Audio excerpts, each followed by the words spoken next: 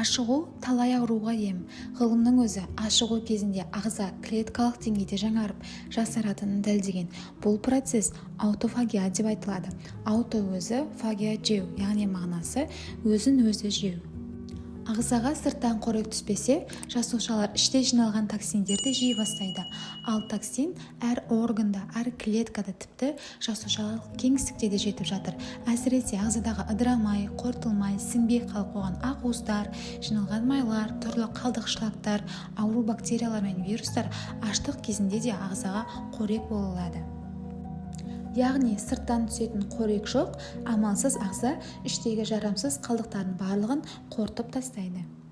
Негізі аутофагия процесі ағзада үнемі жүріп отырады, бірақ тым баяу, өйткені біз бұған мүмкіндік бермейміз.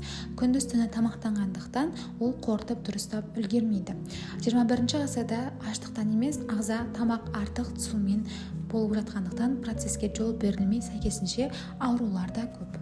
Рамазан айында Алла тағала құлшылықпен қатар пенделерінің денсаулығын да жақсарту үшін ораза ұстауға бұйырған секілді. Яғни оның ораза кезінде ашығудың маңыздылығы өте үлкен. Сонымен қатар, ораза ұстаған кезде ең маңыздысы ол дұрыс тамақтану. Ораза ұстаған адамдарда өттің қоюлануы, өтте тас түзілуі жиі кездеседі. Себебі сәресіне өт берілетін тағамдарды тұтынбағандықтан тек қана жеңіл көмірсуларды жеу және су балансын сақтамау салдарынан осындай жағдайлар кездесіп жатады. Осы тұста ауыз ашарға тұтынуға болмайтын тағамдар туралы қысқаша айта кетейік. Ең бірінші фастфуд тағамдар мен қатты қуырылған тағамдар. 17 сағат бойы аш жүргендіктен бұндай тағамдар ағзаға, асқазанға қосымша жүк түсіріп, астың қорытылуын қиындатады. Соның салдарынан запор, іштің кебуі пайда болады. Келесі тәттілер мен кондитерлік өнімдер. Бұл өнімдер қандағы қант деңгейін күрт жоғарылатып тез түсіреді. Соның салдарынан ағзада тойымсыздық, аштық сезім пайда болады. Дегенмен анда-санда жақсы десерт жеуге болады, бірақ бірінші кезекте көк шөп, салат, негізгі тамақты жеген соң ғана тәтті жеуге рұқсат. Келесі бұл тұзды, тым ащы тағамдар. Себебі ащы мен тұзды тағамдар шөлді күшейтіп, асқазанның шырышты қабығын тітіркендіріп отырады.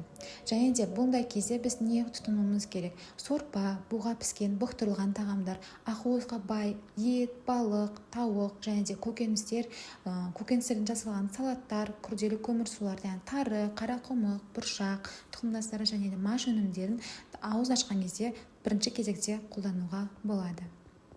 Видео көріп отырған адамдар арасында ораза ұстаған адамдар болса, ниеттеріңіз, дұға тілектеріңіз қабыл болсын.